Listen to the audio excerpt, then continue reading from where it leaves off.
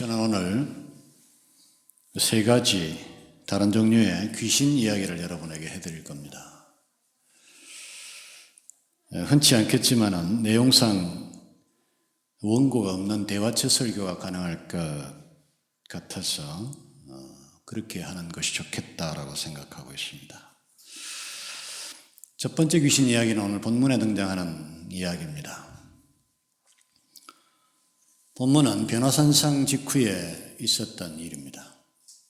주님께서는 변화산상에 가실 때 베드로와 요한과 야고보 세 명의 제자들만 데리고 갔습니다. 자동적으로 산 밑에는 9명의 제자들이 남아있게 됐는데 그때 마침 이 벙어리 귀신 들린 아이의 아버지가 아이를 데리고 와서 예수님께 고쳐달라고 데리고 왔는데 예수님이 없고 제자들만 있으니까 그 제자들에게 부탁을 했는데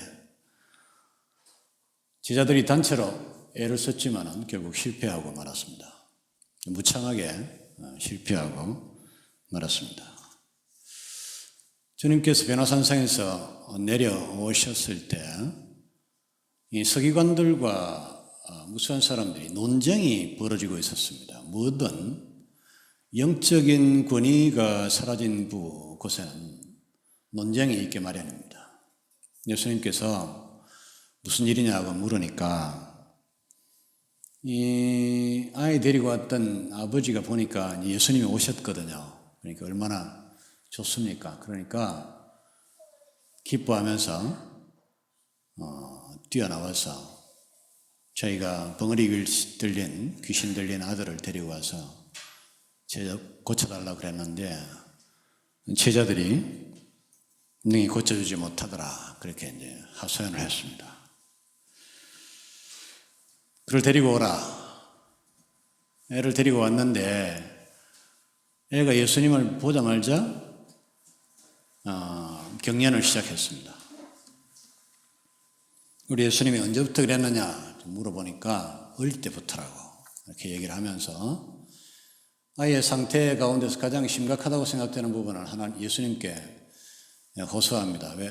애가 이게 물과 불을 가리지 않고 경련을 시작한다는 거예요.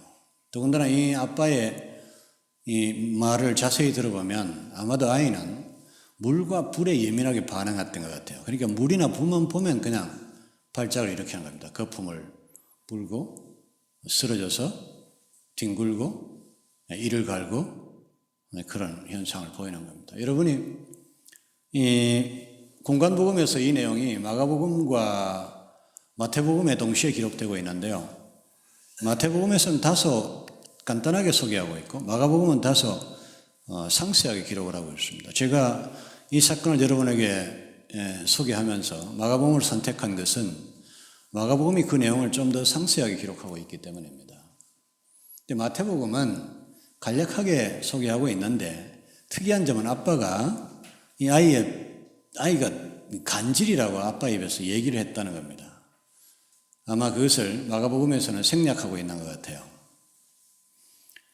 여러분, 간질하는 친구들을 요즘에는 볼 수가 없어요. 워낙 약도 좋은 데다가 관리가 잘 되고 있기 때문에 볼 수가 없는데 저 어렸을 때만 해도 간질하는 아이들을 가끔씩 볼 수 있었습니다. 보면 요즘 젊은 사람들 잘 모르죠. 집사님 봤다 그랬죠. 그래요. 거품 물고 쓰러지고 몸이 이렇게 뒤틀어지고 눈이 뒤집어지고 못 봅니다, 여러분. 사랑하는 아들이 그랬을 때 또 아들이 물과 불을 보면 예민하게 반응해서 거의 뭐 물에 뛰어들고 불에 뛰어들다시피 하니까 이 아버지가 그 고충을 그 괴로움을 예수님한테 이제 토로를 하는 겁니다. 우리는 이 아이와 아버지 그 가정이 어떻게 파괴되고 붕괴됐을지 충분히 추측하고 짐작할 수 있습니다. 아이는 건강은 말할 것도 없을 거고요. 아버지는 이 아이를 24시간 밀착방해야 됐을 겁니다. 그러니까 뭐 제대로 된 직업을 가질 수도 없었을 거고, 가정 경제도 형편없었을 거고, 가정도 많이 파괴됐을 겁니다. 얼마나 이 질병과 귀신 들림으로 인해서 인간이 유린되고 짓밟히고 파괴되고 그리고 고통당하는지 하는 것을 우리가 알 수가 있습니다. 이 아빠가 예수님한테 부탁을 하면서 요구를 하면서 특이한 말을 해요. 다른 사람은 이런 얘기를 한 적이 없어요. 우리 예수님께 이 사람이 무엇을 하실 수 있거든 도와주십시오 이렇게 얘기했습니다. 여러분, 이것은 당시에 사람들이 흔히 쓰던 그야말로 상투적인 표현법입니다. 무엇을 하실 수 있거든이라고 하는 말은요, 두 가지 의미를 갖고 있는데요. 당신이 내게 무엇이든 해줘도 그건 내게 도움이 된다는 얘기입니다. 그리고 또 하나는 당신이 내게 뭘 해줄지 당신이 재량권을 갖고 있다고 말하면서 재량권을 상대방에게 넘기는 겁니다. 근데 당신이 난 뭘 해줘도 내게 도움이 된다는 얘기는 어떤 의미인가요? 예, 아무리 하찮은 걸 내게 해줘도 내게 도움이 된다는 메시지잖아요. 그러니까 난 지금 완전히 바닥이고 가진 게 제로라는 얘기입니다. 그러니까 아무리 사소한 것도 내게 도움이 되니까 그걸 좀 베풀어 달라고 하는 말입니다. 이건 실상 구걸할 때 사람들이 했던 상투적인 표현입니다. 공손한 표현이기도 하고. 근데 이런 표현을 썼는데 이 사람 나름대로 예수님한테 이제 호소력 있게 얘기한다고 그렇게 말했겠죠. 근데 예수님이 이 말이 별로 마음에 안 드셨어요. 그래서 우리가 전 성경을 통해서 우리 성도들이 잘 알고 있는 아주 유명한 말씀을 하십니다. 무슨 말씀이죠? 할 수 있거든이 무슨 말이냐. 믿는 자에게 능치 못한 일이 없다. 예수님의 말씀에는요, 굉장한 메시지가 들어있습니다. 예수님이 그 말을 왜 모르겠어요? 늘 말하자면 구걸하는 사람들이 상투적으로 하는 말인데 어떤 마인드로 이 사람이 그 말을 했다는 걸 알잖아요. 네, 여러분. 하나님의 자녀된 하나님의 백성이 하나님과 예수님에게 무엇인가를 요구하는 것은 결단코 구걸이 될 수 없습니다. 왜냐하면 하나님은 우리의 아버지고 우리의 창조주이시기 때문입니다. 여러분, 창조주의 책임이 더 클까요? 아버지의 책임이 더 클까요? 여러분의 자녀를 낳아서 기르면서 여러분이 직접 이 아이들을 만들었습니까? 흔히 그렇게 말하지만은 생긴 아이들이잖아요. 하나님 입장에서는 우리를 친히 그 손으로 만드신 분입니다. 누구 책임이 더 클까요?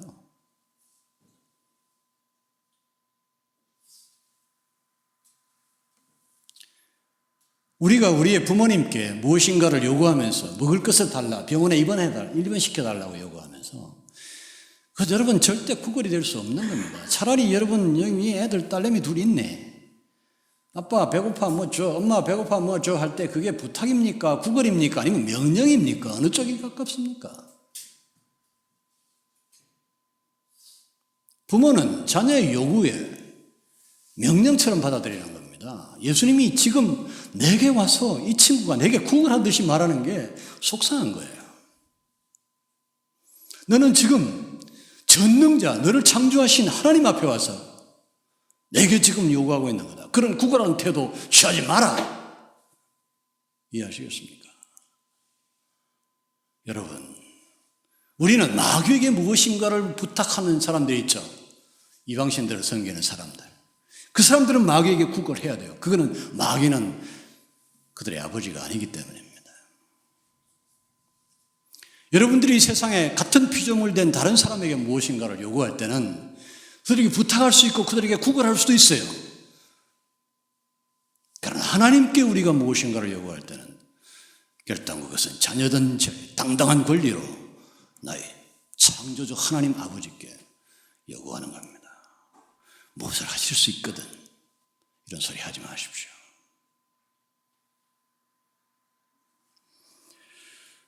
두 번째, 우리 예수님이 할 수 있거든이 무슨 말이냐? 믿는 자에게 능치 못한 일이 없다라고 말씀하실 때 예수님의 마인드는 내가 지금 최소한의 것만 네게 도움을 줘도 도움이 된다 알고 있어. 그렇지만 너 지금 내게 그것을 바라본 거냐? 나는 전능자고 네가 원하는 무엇이든 해줄 수 있는데 기껏 나한테 와서 무엇이라도 조금이라도 할 수 있으면 내한테 해달라고 요구할 수 있는 거냐고 묻고 있습니다. 여러분, 예수님이든 하나님이든 앞에 나가서 무엇인가를 요구하면 여러분의 인생 문제 전체를 해결할 수 있는 거대한 문제를 그분에게 요구하십시오. 인생을 걸고 하나님 앞에 나가서 무엇이든 부탁하고 요구하기를 바랍니다. 이 사람은 이렇게 말했어야 됐어요. 당신은 나의 창조주고 내 아들, 내 사랑하는 내 생명 같은 아들은 지금 무시무시한 질병에 걸려 있습니다. 당신은 이 아이들을 고쳐야 될 책임이 있습니다 라고 말해야 됐습니다. 그런 당당한 태도로 말해주기를 우리 주님은 기다리고 있습니다.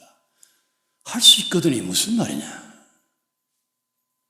믿는 자에게 능치 못한 일이 없다.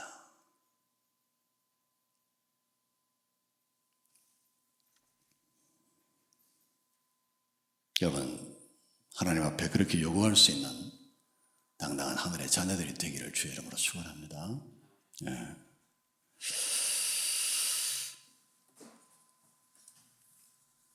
우리 예수님 벙어리 되고 귀먹은 귀신아 내가 내게 명하노니 그 아이에게서 나오고 다시는 들어가지 말라.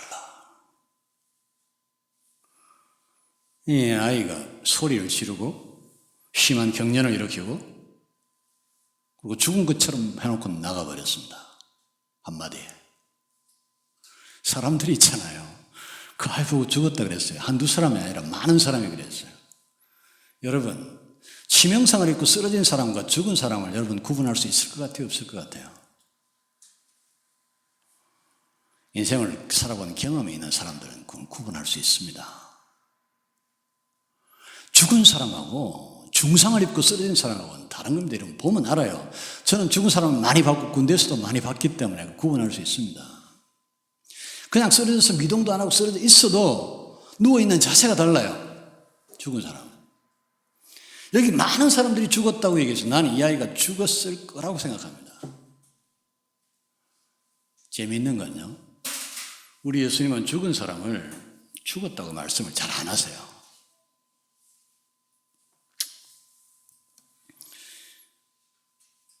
마가복음 5장과 누가복음 8장에 회당장 야이로의 딸이 나옵니다. 그렇죠? 명백하게 죽은 아이입니다. 그런데 예수님 보고 잔다 그랬어요. 우리 예수님께 있어서 인간의 어떤 죽음도 죽음이 아니기 때문입니다. 잔다 그랬어요.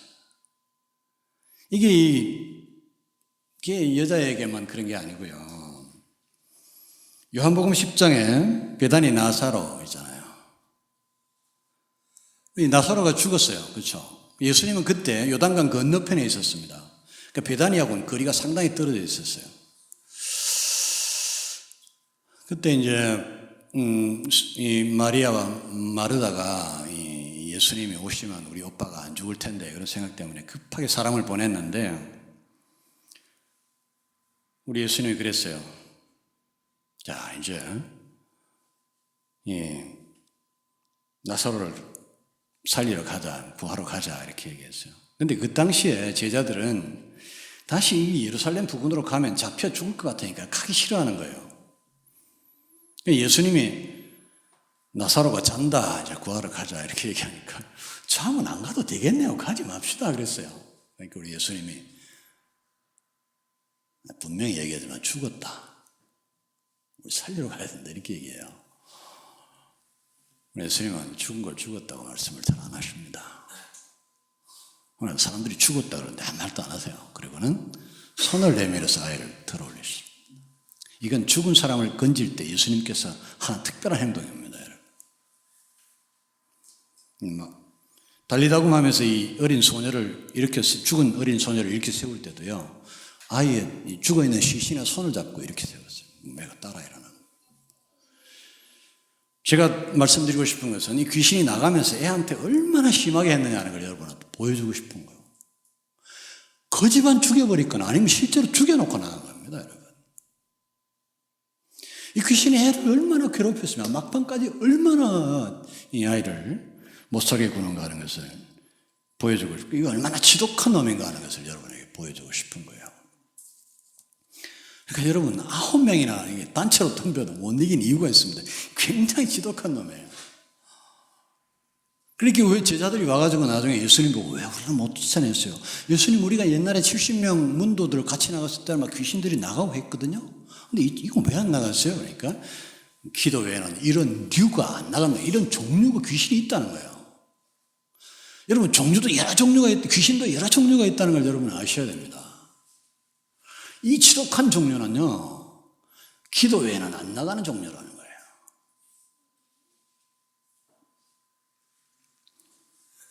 여러분, 오늘 이 본문의 상황을 만약에 영화로 만든다 그러면 이제 등장인물들을 섭외해야 될 거 아니에요. 그렇죠? 배우들을. 주요 등장인물이 누가 있죠? 첫째로 예수님이 있을 거고죠. 그 다음에 아기도 있어야 될 거고, 그 다음에 아기 아빠 있어야 될 거고, 주변에 제자들을 불러 세워야 될 거고, 그 다음에 엑스트라들 좀 있어야 되겠죠. 죽었다 말하는 사람 1, 2, 3 이렇게, 구경꾼 1, 2, 3 이렇게 있어야 되는데, 또 하나 있습니다, 여러분. 누굴까요? 중요한 등장인물이 있습니다. 누구예요? 귀신.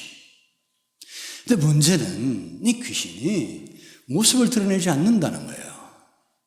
이 모든 불행한 일과 예수 그리스도의 영광스러운 능력을 나타내 줄 수 있는 이 사건의 모든 원인 제공자, 실질적인 어떤 의미에서는 배우고 어떤 의미에서는 주인공인데 전혀 모습을 드러내지 않아요. 성경에는 수많은 귀신 얘기들이 있지만 한 번도 모습을 드러낸 적은 없습니다. 심지어 우리 하나님은 이사야서나 기타 등등에서 모습을 드러내신 적이 있는데 귀신은 모습을 드러낸 적이 없어요. 귀신은 철저하게 숨어 있습니다.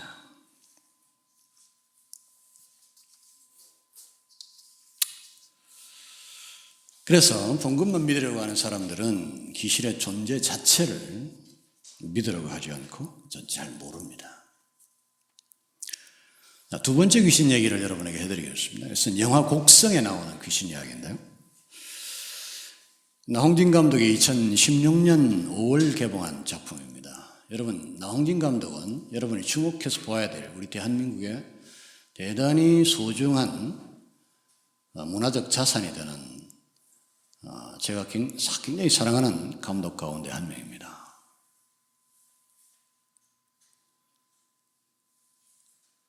영화 황해 그리고 추격자 같은 영화들, 지금까지 장편 영화는 3개밖에 안 만들었어요. 이제 낯선 외지인이 그 곡성이라고 하는 지역에 산속에 이제 집을 짓고 들어와서 살게 됨으로 해서 생기는 의문의 사건들을 다루고 있습니다. 사람들이 특징이 뭐냐면 피부 질환이 생기는 거예요.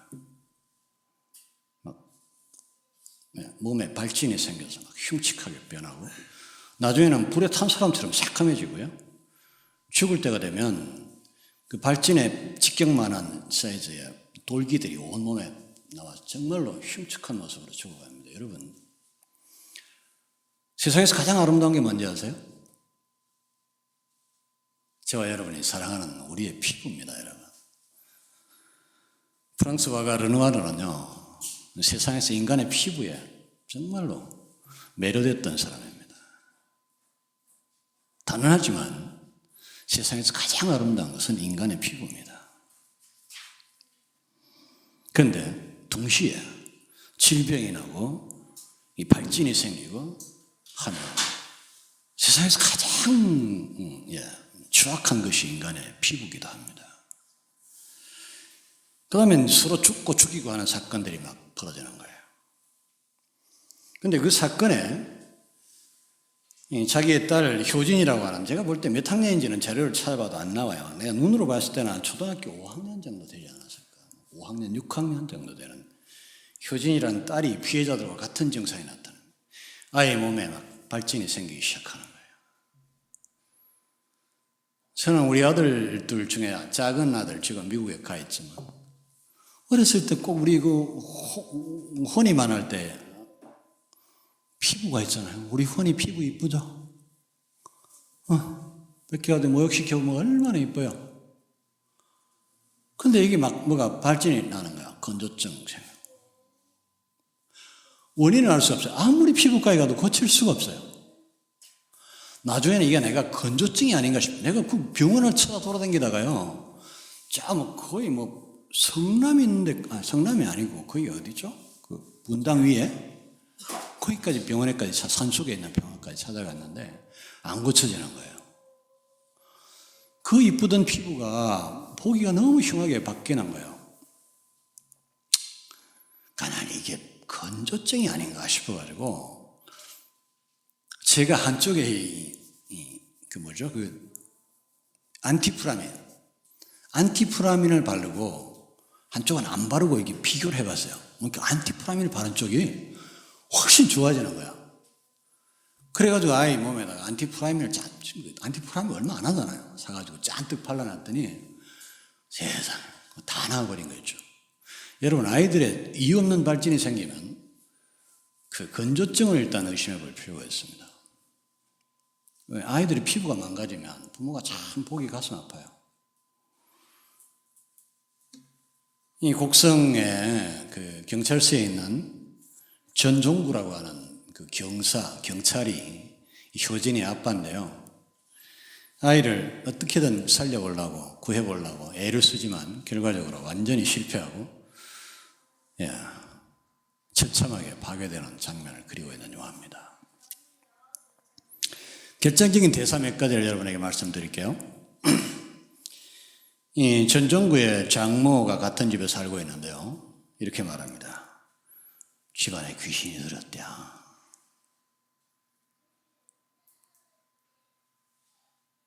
그 다음에 우리 딸 효진이의 명대사 가운데 하나입니다. 괜찮여, 먹어. 이렇게 얘기해요. 괜찮대요. 다 괜찮대요. 이번이 처음도 아니에요. 한번 먹어. 아빠한테 무슨 주스인지 뭔지 이렇게 권하면서 먹으라. 근심하고 걱정한 아빠한테. 근데 예쁜 딸이 나중에 이렇게 말해요.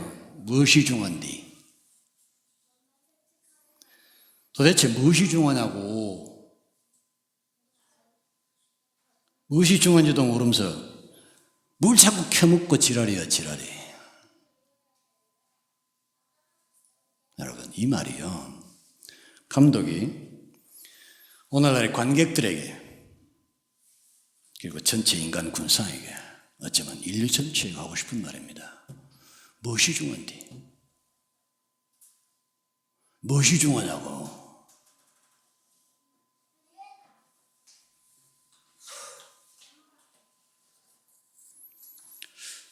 그 다음에 또 하나 제가 소개시켜드릴 대사가 있는데요. 하도 답답하니까 이 전종구가 마을에 있는 그 성당의 신부님을 찾아가요. 신부님이 하는 얘기입니다. 신부님한테 이게 지금 보통 사건이 아니라는 얘기를 하려고 하고 있어요, 지금. 분명히 뭔가 영적인 문제, 이상한 얘기, 신기한 얘기가 개입돼서 이런 일이 벌어지고 있다고 얘기를 하니까 신부가 이런 얘기를 해요. 계속 확신을 하시네요. 직접 보셨어요? 직접 보지도 않고 어떻게 확신을 하십니까? 세상에 여러분, 이런 저렴한 멘트가 어디 있습니까, 여러분? 직접 보셨어요? 확신을 하시네요? 이 말에 문제가 어디인지 여러분 파악이 되십니까? 제가 여러분들에게 가장 열심히 여러분들을 설득하려고 했던 게 뭡니까? 적어도 영적 지도자들은 보지 않고 믿는 것의 중요성과 보지 않고 믿는 것이 얼마나 소중하고 얼마나 광범위한 것들을 믿을 수 있는가를 가르치는 사람들이 영적 지도자들 아닙니까? 그런데 이 사람이 계속 확신을 하시네요. 직접 보셨습니까? 직접 보지도 않고 어떻게 확신합니까? 이런 어떻게 고도 제로의 해발 고도 제로의 얘기를 할 수 있어요. 땅바닥에 완전히 붙은 얘기를 하고 있어요.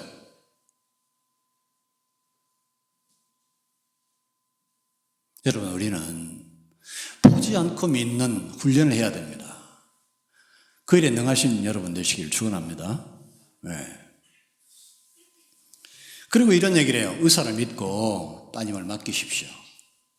맞는 말입니다, 여러분. 저도 이 얘기를 여러분들에게 할 때가 있습니다. 이것은 일반 섭리에 의해서 저 사람이 의사가 갖고 있는 의학적 지식과 장비와 약물로 이 사람을 치료할 수 있을 때 그렇게 말하는 것은 정당합니다. 그러나 그것을 이미 넘어선 특이한 상황이나 영적인 사건이 발생했을 때 우리 어떻게 해야 돼요? 의사들이 고칠 수 없는 상황이 발생하면 어떻게 해야 돼요? 영적 의사인 하나님의 종들이 나서야 되는 겁니다. 의사에 맡기세요 할 얘기가 아니라고 이거는.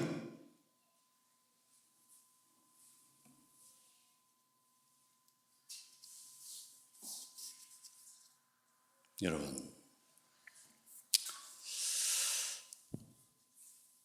이 영화가 하고 싶은 말은 뭐냐면요, 인간은 정말 무섭고 잔인하게 망치고 있는 게 뭔지 파괴하는 정말 그것의 정체를 우리 인간이 알아야 된다는 거예요. 무엇이 중요한디?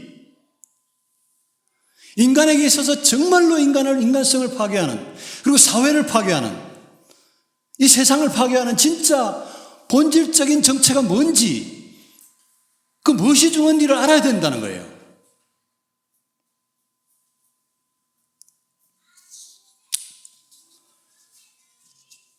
영화 안에서요, 영화는 계속해서 사람들이 무지 상태에 있는 걸 보여줍니다. 여러분, 그 안에 마귀도 나오고 귀신도 나오고 무당도 나오고 천사도 나오고 거기에 고통받는 사람들도 나오는데 끝내 사람들은 그 영화 속에서 누가 우리를 구해줄 사람인지 모르고 끝나요. 그 결국은 그 딸내미가 아주 그야말로 처참한 결과에 이르게 됩니다. 근데 문제는 영화를 보는 관객들도요, 영화 속에서 그렇게 명확하게 보여주는데도 불구하고 영적인 실체들에 대한 이해를 몰라요. 아마 이 시대에 최근에 2, 3년 동안에 나온 영화 중에서 관객들의 이해를 가장 많이 못 받은 영화가 이 영화일 겁니다. 사람들이 이 영화를 이해를 못해요. 그렇게 이해를 못하고도 이 영화가 흥행에 성공할 수 있는데 700만이 들었거든요. 성공할 수 있다는 것이 저로서는 참 신기할 뿐입니다. 이 영적 세계에 대한 무지, 감추어져 있는 귀신의 존재에 대한 무지, 이것을 저와 여러분 알아야 합니다. 마지막 귀신 이야기를 제가 들려드리겠습니다. 1977년이나 78년 정도 됐을 겁니다. 그러니까 지금부터 한 40년 전 이야기인데요. 제가 대학교 1학년이나 2학년 때 이야기입니다. 방학 동안에 열심히 놀고 이제 학교에 복학을 이제 다시 이제 방학이 끝나고 학사 일정을 수행해야 되는데 부산에서 실컷 놀았어요. 그리고 난 다음에 이제 서울 올라가려고 부산역에 이제 나가서 기차표를 끊는데 당시에는 예매 같은 시스템이 없었어요. 그냥 가가지고 현장에서 표 사가지고 걸리는 대로 기다려야 되는 거예요. 그러니까 아침 10시쯤 나갔는데 나중에 표를 보니까 오후 3시밖에 없더라고. 그래서 산 거야. 몇 시간 차이, 5시간 차이 나잖아요. 그 방학 내내 제가 실컷 놀았고 그 시절에 저한테는 가장 행복했던 시간입니다. 실컷 놀고 자고 막.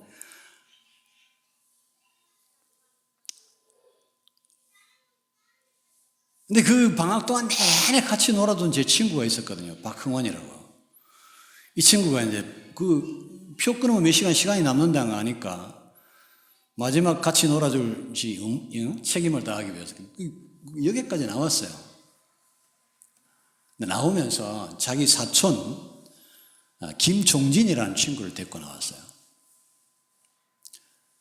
둘이 동갑내기인데 사촌이에요. 그러니까 내가 그 이후에도 한두 번 그 김종진이라는 친구를 만났는데 그 김종진이라는 친구가 경남중학교, 경남고등학교 이게 야구 명문이거든요.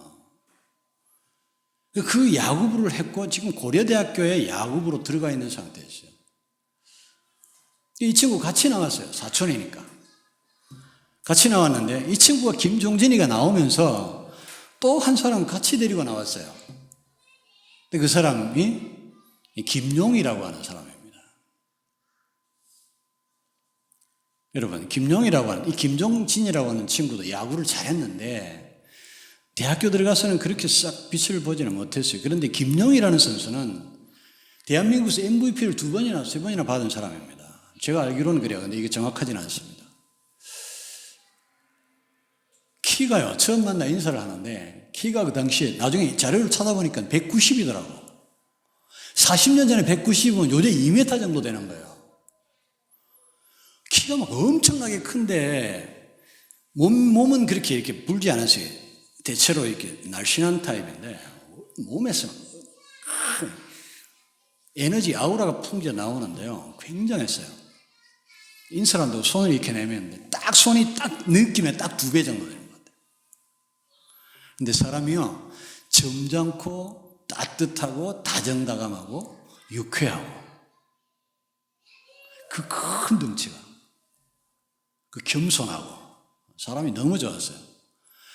그 5시간 동안 그 부산역에서 이거 옛날 구역사니까 갈 데가 없잖아요. 그냥. 거기서 그냥 이게 5시간 기다려야 되니까 밥도 먹고 커피도 마시고 이런저런 얘기를 무지하게 했는데 그 당시에 저는 사람만 만나면 그 당시에 저는 교회를 나가지도 않으면서 기독교적 유신론자였어요. 그러면서 막 열심히 전도도 했어요, 제가. 근데 그때뿐만 아니라 그 이후까지 제가 전도하는 수법이 뭐냐면 사람들한테 귀신이 있다고 생각하세요? 이렇게 물어보는 거였어요. 그럼 사람들이 관심을 가지거든요. 귀신 얘기를 잔뜩 하다 보면 자기도 모르게 영적인 세계에 들어오게 되고 그때 이제 예수는 영이다. 하나님 영이 있을 수밖에 없잖아요. 이렇게 가는 거예요. 얘기가 5시간 되니까 한참 얘기를 하다 보니까 그 얘기가 또 나왔어요. 내가 물어봤어요. 귀신이 있다고 생각하냐고. 다른 사람들은 가만히 있는데 이 김용희 감독, 이 사람이 현재는 한국야구위원회 경기운영위원으로 있습니다. 그런데 2016년 재작년까지 SK 와이번스의 감독이었습니다. 우리 야구 좋아하는 사람 아시죠? 김용희 감독 알죠? 키 크고 멋있는 사람 있잖아요. 점잖고. 야구 감독으로서는 보기 힘들게 점잖아요. 현역 시절에 롯데자이언트 무슨 삼성 이렇게 했습니다. 이 사람이 의외로 막 자기 귀신이 있다고 막 그러는 거예요. 나는 귀신이 있다고 생각한다고 그러는 거예요. 그래서 왜 그러냐 그러니까 자기는 직접 봤대요. 분명히 봤대요. 그러면서 얘기를 하더라고요. 저는 그 당시에 귀신이 있는가 이렇게 물어보고 귀신 얘기를 막 수집하는 게 취미였거든요.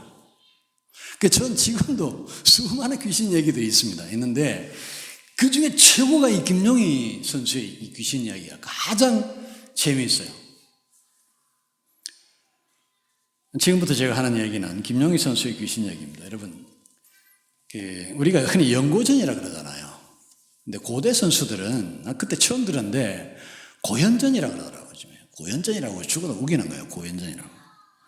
고연전이 있으면 한 2달 전부터 산에 들어가서 합숙 훈련을 한대요. 어디로 갔냐 그러니까 삼각산에 갔다. 내가 삼각산이 어딘지를 몰랐는데 제가 이 설교를 준비하면서 삼각산을 찾아봤습니다.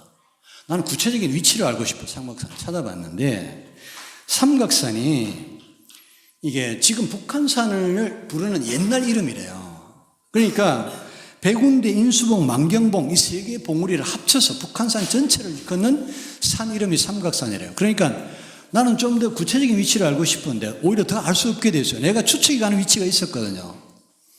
그래도 알 수 없게 됐어요.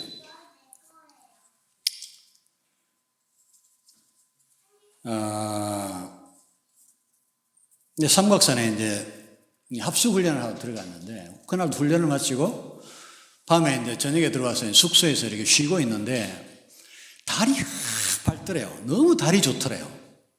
그래갖고 자기 친구가 자기 보고 야 산책 나가자 그러더래요. 달밤에 하도 달이 좋으니까. 그러니까 산책 나가자 그랬대요. 그래서 나가서 둘이서 이렇게 산책을 이렇게 하고 있는데 그 막 산에 숲이 우거져 있고 막 달빛이 비추고 막 그야말로 교교하잖아요. 딱 산책하기 좋아하고 있는데 어떤 아줌마가 부르더래요. 불러서 여기 보니까 그 어떤 아줌마가 따라와가지고 제가 저기 안쪽에 그 기도원에 가는데 무서워서 그러니까 같이 좀 가자 그러더래요. 그래서 그러시라고. 그러면서 자기 서고 자기 친구 서고 아줌마 서고 이렇게 하는데 한참 얘기를 하다 갔는데 어느 순간 아줌마가 안 보이더라는 거야. 이게 아줌마가 어디 갔지? 그러고 이제 찾아봤대요. 깜깜 어둡고 다른 비추지만 어두운데 아줌마가 안 보이는 거예요. 그런데 그 공제선, 산 옆에 공제선상에 보니까 아줌마가 걸어 올라가는 그림자가 보이더라는 거예요. 여러분 공제선이 뭔지 알아요? 이 군사 용어인데 야간 행군 같은 거 할 때 절대로 행군하면 안 되는 장소입니다. 이게 안 됩니다. 공제선은 뭐냐면 하늘과 땅이 만나는 선을 말하는 거예요. 시각적으로 봤을 때 하늘과 땅이 만나는 선, 산에 이렇게 실루엣인 라인 있잖아요. 그걸로 움직이면 아무리 밤중이라도 사람이 보이게 되어 있기 때문에 군인들은 야간 이동 훈련 같은 거 할 때는 절대 그 공제선을 따라 움직이면 안 되게 되어 있습니다. 근데 공제선에 보니까 어떤 아줌마 그림자 같은 게 막 올라가는 게 보이더래요. 그래서 아줌마가 기도원이 저쪽에 있나? 말도 안 하고 갔나? 이렇게 생각했는데 자세히 보니까 그 아줌마가 올라가는 이 동작이 정상이 아니더라는 거예요. 막 이렇게 막 이상하게 올라가더라는 거예요. 그래서 이상하다 아줌마 하고 불러봤는데 들릴 만한 거리인데도 대꾸도 안 하고 마치 뭐야 홀린 사람처럼 막 이거 올라가 정상이 아니다 싶어갖고 친구 쳐다보니까 같이 따라가자 그런 둘이가 의기투합해가지고 그 아줌마를 따라갔대요. 산에 이렇게 올라가는데 이제 아줌마를 따라갔대요. 아줌마가 막 휘적휘적 올라가는데 많이 따라갔대요. 그래 따라가가지고 자기들은 산 타는 건 자신 있다고. 운동선수고 맨날 산에서 훈련했으니까. 따라갔는데 아줌마를 저기 앞에 이렇게 있는데 갑자기 자기들이 있고 아줌마가 있고 산이 이렇게 있잖아요. 올라가고 있잖아. 저 맞은편에서 뭐가 하나 내려오더래요. 이 사람이 몇 개 이해할 수 없다고 얘기하는 부분이 있는데요. 첫 번째 이해할 수 없다는 게 뭐냐면 그 물체가 내려오는데 하얀 물체인데 여자더래요. 우리 흔히 그 귀신 형상 있죠. 머리 길게 늘어뜨리고 하얀 소복 입고 그리고 저기 내려오는데 이해할 수 없는 게 첫 번째가 뭐냐면 여자가 이렇게 내려오면서 이게 손을 이렇게 흔들면서 내려오는 데 있잖아요. 치마를 하얀 소복 치마를 입었는데 치마는 석고처럼 딱 굳어갖고 움직이질 않더라는 거예요. 그게 어떻게 가능하냐는 거예요. 산을 이렇게 내려오는데 이게 이렇게 쓱 미끄러져 내려오더래요. 깜짝 놀라고 저게 뭐야 그러고 쳐다보고 있는데 자기는 아줌마도 보이고 귀신도 보이는데 아줌마는 귀신을 못 보더래요. 못 보는지 보는지 모르겠는데 그냥 계속 올라가더래요. 이게 둘이 내려오다가 이렇게 탁 만났는데 탁 만나가지고 그 여자가 그 하얀 소복 입은 여자가 아줌마를 탁 이렇게 손으로 이렇게 탁 이렇게 발장을 끼웠는데 아줌마가 이렇게 그나마 휘적휘적 올라가다가 푹 쓰러졌대요. 푹 늘어졌대요. 발장을 딱 킨 채로 이 교회 여인이 딱 이렇게 했는데 그 상태로 이제 다시 돌아가고 다시 산을 올라가더라는 거예요. 계속 따라갔대요. 이제 따라가더라는 거예요. 처음에는 서세요 막 이렇게 했는데 나중에는 막 욕을 했다 그러더라고요. 야 이년아 서라 뭐 어쩌고 이러면서 따라갔대요. 그런데 두 번째 이해할 수 없는 게 자기네들은 산을 그렇게 잘 타고 이렇게 했는데 맨몸으로 올라가는데도 따라가기 힘들 만큼 축 늘어진 여자 하나를 이렇게 메고 올라가는데 그렇게 잘 올라갈 수가 없더래요. 그게 이해가 안 된대요, 자기가. 그런데 계속해서 이렇게 올라가다 보니까 많이 따라잡았대요. 많이 따라잡아가지고 서라 그런데도 안 서길래 세 번째 이해할 수 없는 게 자기가 돌을 던졌다는 거야. 돌을 던졌대요. 여러분. 처음에는 살살 던졌는데 하도 꼼짝도 안 해서 나중에는 풀스윙으로 던졌대요. 돌을. 여러분 야구선수가 뭔가를 던진다는 게 얼마나 무서운 일인지 아십니까? 내가 그 김종진이라는 친구 그 흥원이가 내한테 자랑을 하더라고. 야 어제 무슨 유원지에 갔대요. 종진이하고 유원지에 갔는데 돈이 다 떨어지고 배가 고파 죽겠는데 옛날에는 그 김일성 머리 맞추기 게임 같은 게 있었어요. 유원지에. 그렇게 나무를 깎아놓고 해놓고 동그랗게 깎아갖고 위에 눈, 코, 입 그려놓고 몸통에다 김일성 이렇게 써놓고 팔 두 개를 이렇게 못으로 박아가지고 이렇게 해는 물이 조그맣게 만들어 세워놓고 그 야구공이나 뭐 이런 거 가지고 던져서 맞추면 10개 던져갖고 뭐 5개 맞추면 처음에 낼 때 1,000원 내고 뭐 얼마 내고 그다음에 5개 맞추면 돈 돌려주고 7개 맞추면 오히려 이렇게 돈을 이렇게 주는 그런 거예요. 그 종진이하고 놀러 가면 맨날 그거 하는 거야. 돈 떨어지면 그거 해가지고 던지면 백발백중이래요. 나중에는 이제 돈 7개 맞추면 돈 돌려받고 돈 더 받게 되면 나중에는 오른팔 맞출까 그러면 오른팔 맞으면 탁 맞추면 그냥 맞고 팔이 나가 떨어지고 그런데요. 근데 이 사람은 무려 김용이잖아요. 여러분 야구선수가 돌을 갖고 풀스윙으로 던지면 일반 사람 처음에는 몸통을 던졌는데 나중에 하도 꼼짝 안 하니까 머리만 맞췄다 그러더라고. 돌로. 처음엔 살살 던지네. 나중에는 풀스윙. 여러분 야구선수가 이거 뿌리면 몇 킬로 나오는지 알아요? 많이 나온 거 160킬로 나오잖아. 150킬로도 나오고. 그 당시엔 예를 들어 130킬로로 날아갔다고 치자고 돌이. 돌멩이를. 근데 무수히 던졌는데 어떻게 사람이 그렇게 맞는지 안 맞는지도 모를 정도로 타격기를 안 입을 수 있느냐는 거야. 자기가 이해 안 되는 게. 그렇게 따라가다 나중에는 딱 손만 뻗으면 잡겠더래요. 손만 뻗으면 그 여자 머리채를 잡을 수 있는 거리까지 갔다는 거예요. 그럼 어느 정도 거리 되는 거야? 이 정도 거리 되는 거야. 이거 따라갔는데 이걸 잡아 세우려고 그러는데 도저히 머리카락을 못 잡겠더래요. 도저히 머리카락을 못 잡겠어가지고 이걸 잡아버리니까 잡아버리니까 수없이 그러면서 계속 따라갔는데 나중에 안 되겠으니까 여자가 떡 섰대요. 서니까 이제 큰일 났다 싶어 뒤로 물러섰죠. 물러서가지고 이러고 있으니까 이번엔 또 이해할 수 없는 현상이 일어났다. 그 여자가 서가지고 머리만 180도가 돌아왔대요. 근데 사람이 인체공학적으로 머리 이게 목에 이 경추가 180도 못 돌아오게 돼 있거든요. 절대로. 몸통 가만히 있고 머리만 180도가 돌아왔대요. 그러면 자기들 갖다 노려봤대요. 이렇게. 이렇게 고개 뒤로 돌아가지고. 둘이서 덤비면 죽는다. 니 죽고 내 죽고 한다. 그러면서 막 이렇게 욕을 하면서 이렇게 버티고 서 있대. 다리가 후두루 떨리고 주저앉고 싶은데 주저앉으면 죽을 것 같더래요. 그러니까 버티고 서서 막 욕을 하면서 덤비면 죽는다 이랬는데 나중에 가만히 생각해 보니까 말을 한 게 아니고 그냥 막 이상한 소리를 찌끄리. 한번 생각해 보세요. 키가 190이나 되는 남자가 둘이 서서 막 이상한 그 괴성을 지르고 있으니까 귀신이 더 무섭겠어요. 그 선수들이 더 무서울 것 같아요. 그리고 한참 그러고 있다가 여자가 다시 고개를 뒤로 돌리더니 여자를 놓고 올라가 버렸대요. 아줌마를 깨우니까 아줌마가 그러더래요. 갑자기 깨어나더니 막 저녁 좀 잡으라 그러더래요. 뭘 아줌마 뭘 잡아? 죽다가 살아났구만. 아니 저녁에 왜 같이 잘 가다가 왜 난 뺨을 때리고 도망을 가냐 그러면 잡으라 그러더래요.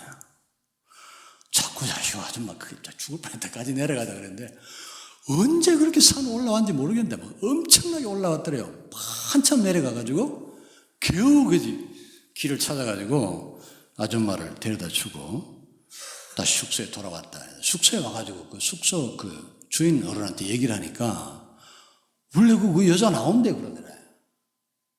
그 여자 그 산에 유명하다 그러더래.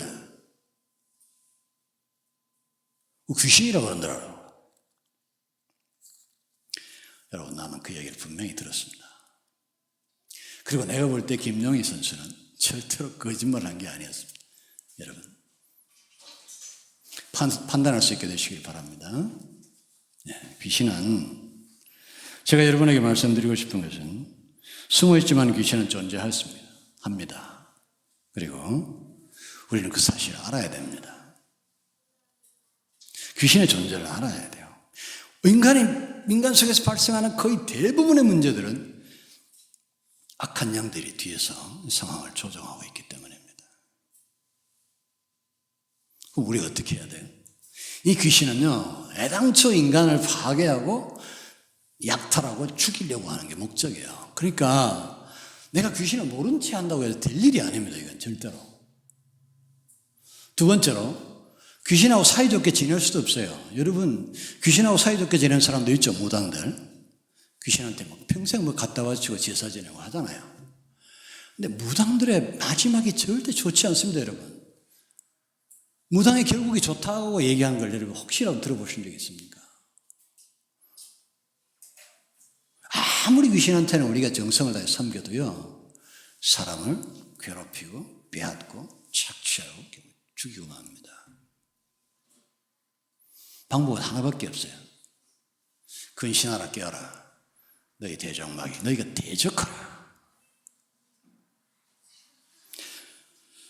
제가 목사가 되고 제일 좋았던 것은 여러 가지가 있지만 그 중에 하나는 영적 실체들에 대한 지배력을 가질 수 있게 됐다고 하는 것이었습니다. 저기 옛날 우리 그 성원초등학교 지하에 있을 때 그 뒤쪽에 미친 여자가 한 사람이 있었어요. 막 지나가면 사람들한테 막 욕하고 막 중얼중얼하고 막 이렇게 욕은 별로 안 했던 걸로 기억해요. 중얼중얼하고 막 그리고 머리 풀고 막 더럽게 가지고 다니고 이러는데 교회 앞에 제가 나왔는데 그 여자가 그날도 돌아다니더라고. 안 되겠다. 내가 저 여자 붙들고 기도를 한번 해야지. 아줌마 이리 한번 와보세요. 이리 아줌마 이리 한번 와보세요. 내가 얼마나 좋게 얘기했는지 몰라요. 꼬시려고 붙들어보려고. 그러니까 여러분 난 세상에서 그렇게 공포와 분노에 찬 눈은 그때 본 적이 없어요.